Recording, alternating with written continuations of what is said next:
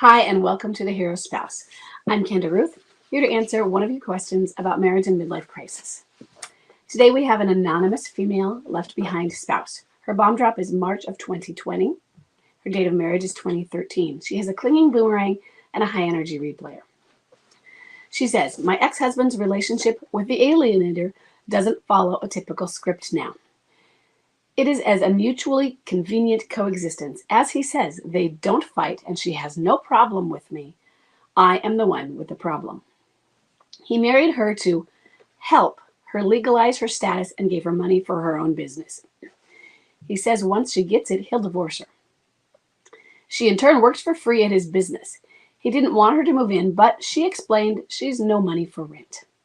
He agreed for her to bring only one child, and only during the week as he doesn't want her kids around. She happily plays house with my kids when they visit. He never wants to go back home. Back to her.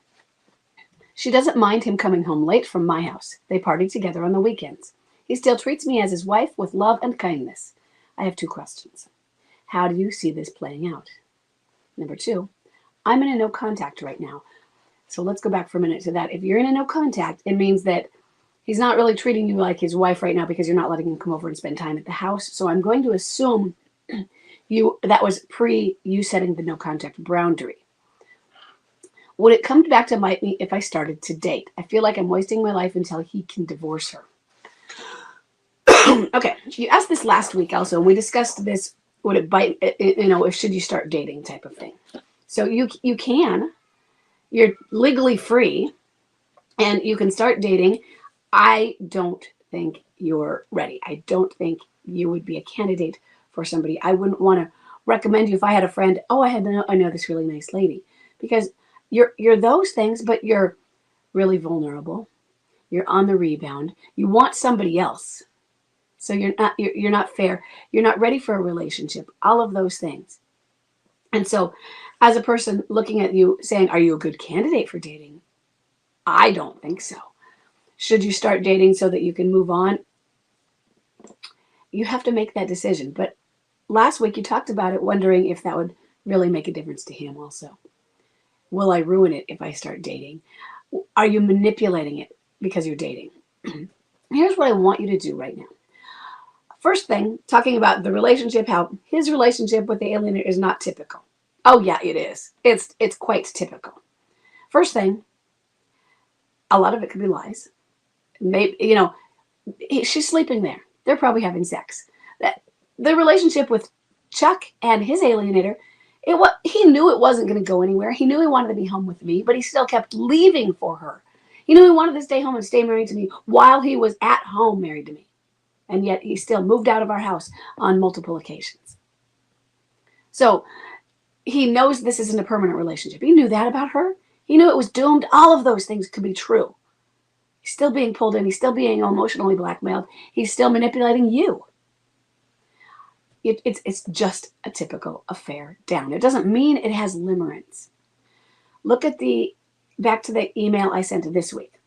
A week ago, the email I sent to the entire group was about limerence and how limerence wins. And then this week I followed up with saying, when limerence fades, it can be taken over by emotional blackmail. Blackmail can replace the power. And hopefully we can let that not win. But emotional blackmail, if they're not in limerence, why are they still with them is the question. Emotional blackmail. That has hooks and it holds on. That's what traps them. So he could be experiencing all of those things. But your job has nothing to do with any of them. You leave them to it. I don't care what kind of relationship he has with her, okay? Because I think the key phrase in that was relationship with her. He has one. That's all that matters. Whether it's conflicted or not, doesn't matter. He is in a relationship with her. He married her. And it might not be a legitimate marriage. We're not saying legal, we're saying legitimate. He may have married her for nefarious reasons. She may have manipulated him into it, blah, blah, blah. I don't really care about whether they got married or not, honestly. That's important to you. I get that. And I get that that you aren't going to do anything until there's no reconciliation unless he's divorced from her as well. I get that. It's just another affair. And it is at a point where, remember, we talked about how it needs to go a complete full no contact. And that what that means is you don't contact him at all, unless it is an emergency. And by emergency, I mean emergency kind of emergency. Somebody's bleeding, somebody's in the hospital. You have to go get the kids from school. There's danger there.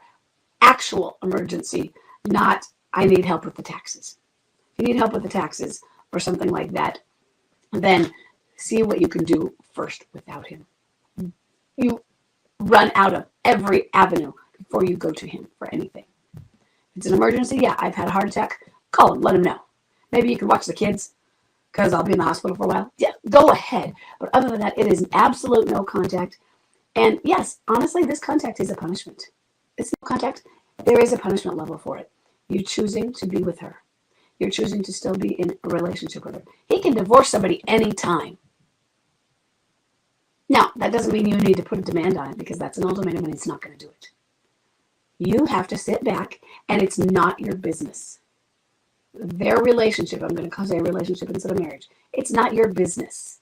What I mean is he has to handle it. He has to be the one to end it. He has to figure himself out. And he knows he wants to be with you. He's kind to you. Well, that's wonderful that he's kind to you, except that he's doing it while being with somebody else. And so there's an unkindness embedded within his own kindness. And we get that, he's in a midlife crisis, blah, blah, blah. Too bad. You cut him off. You're wasting your life until he can divorce her. Stop wasting your life. You can put him as another fish in the sea, and when he's ready and start dating. I just don't think you're ready for the dating scene. That's an entirely separate issue. I don't want you to base whether you should start dating on where he is in his relationship with her. You move forward, move on, you get yourself to a good place of detachment, healing, feeling confidence in yourself. Then you start dating. And I want you to start dating with some authenticity. In other words, be gentle with yourself. Start going out with friends. And if you are ready to take the next move, and you know that you don't want him back or that he's not coming back, move forward. If you aren't certain about that, move forward in a different, more gentle way, a little bit more tentative. I don't want you going in somewhere because I am concerned that you are vulnerable. You're vulnerable to limerence and all sorts of things that will go with that. You're vulnerable to not being fair to that other person who you might not fall into limerence, but they do. And now somebody else gets hurt. And your children don't need it either. They don't need the up or down roller coaster. What they need is they need you. And I know that you want to be in a relationship. But I think maybe this is also saying that you need to learn how to be in a relationship with yourself without somebody else so that you can become a whole person for him or whomever at a later time. You need to be completely independent. Okay? I hope this was helpful, and I will see everybody in the next question.